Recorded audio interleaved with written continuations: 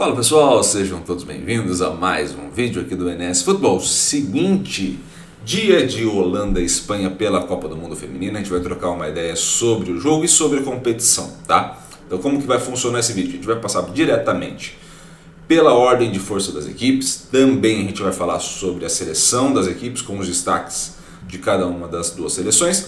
E também a gente vai passar pelo confronto e pela análise desse embate que está acontecendo na Copa do Mundo Feminina nas quartas de final, beleza? Vamos lá, então, a primeira tela para vocês. Temos o seguinte, ordem de forças da Copa do Mundo Feminina: Japão, Holanda, Inglaterra, Espanha, Suécia, Austrália, França e Colômbia, nesta ordem, do primeiro ao oitavo colocado, tá? Qual é o grande ponto que a gente vai ver? É um dos confrontos mais equilibrados.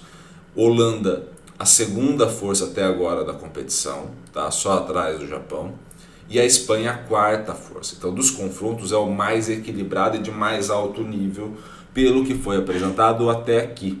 Se a gente for equiparar, por exemplo, você vai ter ali Japão e Suécia, você vai ter Inglaterra e Colômbia, você vai ter Austrália e França. A média de overall vai um pouquinho mais para baixo, ou há um desequilíbrio, por exemplo, entre Japão e Suécia, mas entre Espanha e Holanda vocês vão ver que é muito equilibrado essa situação, tá? Vamos também à seleção que a gente vai ter. Então, passamos aí pela seleção: Catalina Pérez, da Colômbia, Lucy Bronze, da Inglaterra, Ilestad, da Suécia, e aqui temos a primeira de destaque, primeira jogadora de destaque da equipe da Holanda, a Van der Gracht, já na zaga. A Ketley, da Austrália, temos a Teresa Balheira, da Espanha, a Jennifer Moço, também da Espanha, e a Hort, da Holanda. Já no trio de ataque, a Raso, da Austrália, a Lauren James, da Inglaterra, e também a Gianni, da França. Nesse cenário a gente tem ali 4 jogadoras de destaque, né? 2 da Holanda e 2 da Espanha, e a gente já pode entender mais ou menos alguns pontos importantes ali, né? Só de olhar essa imagem. Você tem ali a volante e também a meia central, ou seja, você tem jogadoras de muitos passes realizados por jogo, né? Então você tem aí diretamente uma jogadora direta na construção das jogadas, enquanto você vai ter uma meia que pisa muito na área, que é a Hord, e uma zagueira, ou seja, jogadoras que estão convertendo o gol, mas convertendo o gol muitas vezes em bolas levantadas na área. Claro, em construções coletivas, mas bolas que terminam levantadas na área. Então esse cenário que a gente vai ter é um cenário onde a gente pode caracterizar uma Espanha, e aí os dados vão colaborar com isso, uma Espanha que se sente muito confortável quando tem a posse da bola, tá? Progride muito em campo através também da posse, ou seja, a gente está olhando diretamente para uma equipe que gosta de ficar em posse da bola, e que ao longo da competição tem que se ajustar para aproveitar a posse da bola. Por quê?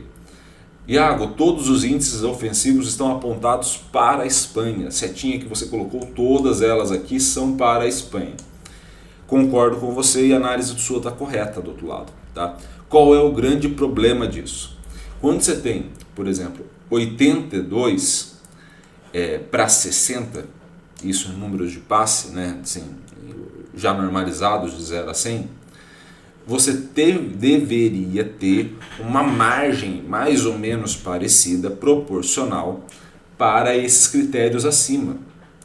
Então, quando você tem esse cenário de 82 para 53 e de 60 para 43, você tem uma diminuição dessa margem, ou seja, proporcionalmente a Holanda vai aproveitar melhor do que a Espanha.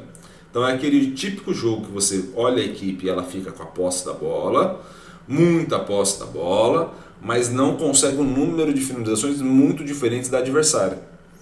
E aí nesse cenário você tem um equilíbrio grande entre as duas equipes quando você chega na hora de converter para gol. Você já tem uma finalização mais equilibrada e na hora de conversão mais equilíbrio ainda. Então você percebe que a vantagem, que é muito grande para a Espanha na posse da bola, ela vai diminuindo conforme vai chegando no critério que é importante, que é converter para gol, tá? E, em contrapartida, você tem uma Holanda que se protege muito melhor do que a Espanha, tá? qual é o grande cenário que a gente precisa entender aqui, né? Para a gente colocar Espanha e Holanda numa análise mais justa, tá? Você tem uma vantagem ligeira da Holanda, tá? Porque vai muito bem na defesa. E no ataque a diferença não é tão grande nos critérios que são os principais. Vocês vão sentir diferença no volume de jogo, mas não nos critérios principais. Mas, sendo honesto também com a Espanha, há de se entender que dentro dessa análise que a gente está fazendo, tem um jogo que foi atípico para a Espanha, que foi o jogo contra o Japão, né? E talvez das adversárias que vão aparecer agora, a Holanda seja mais preocupante. E por que eu falo que ela é mais preocupante? Porque é uma equipe que consegue tanto deixar a Espanha desconfortável sem a posse da bola, uma equipe que troca muito bem passes, como também consegue aproveitar o contra-ataque, uma equipe que ela consegue variar muito esse jogo. Então esse cenário que a gente está vendo numa Espanha que vai enfrentar um dos seus maiores desafios ao longo dessa Copa, contra uma Holanda que encara mais uma grande adversária nessa trajetória. Já tinha encarado os Estados Unidos, agora passa a encarar diretamente a Espanha, que também é uma outra grande força do futebol europeu, haja vista que a base é o Barcelona, que ganhou a Champions League feminina. Beleza? Espero muito que vocês tenham gostado desta análise, deste vídeo. Gostou? Curta, comente, compartilhe esse vídeo com o máximo possível de gente. E é claro, se inscreva no canal e ative o sininho para receber todas as notificações. Um grande abraço a todos, obrigado pelo carinho e pela audiência e valeu! Até a próxima!